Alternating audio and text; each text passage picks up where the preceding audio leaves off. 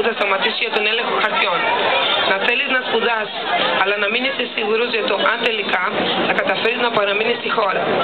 Γι' αυτό που μας διακρίνει εμάς, τα παιδιά των μεταναστών, είναι μια αίσθηση αβεβαιότητας, ακόμα μεγαλύτερη από τον υπόλοιπο νέων ανθρώπων. Θέλω να μπορώ να ταξιδεύω, να κινούμαι ελεύθερα, να μην φοβάμαι ότι όλα μπορούν να αλλάξουν, επειδή θα μου βάλουν ξαφνικά διαφορετική ταμπέλα.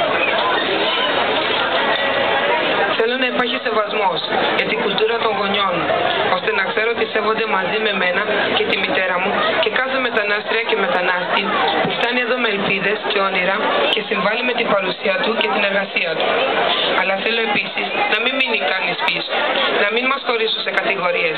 Παιδιά που γεννήθηκαν εδώ, παιδιά που ήρθαν εδώ σε μικρή ηλικία, παιδιά με νόμιμους ή παρόνιμους γονείς.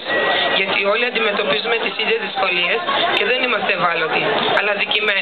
Και θα ήθελα να σταματήσει η αδικία στη δική μου γενιά, ώστε η ζωή των παιδιών μου να καθορίζεται μόνο από τις πράξεις τους και όχι από το που γεννήθηκαν οι παππούδες τους. Σας ευχαριστώ.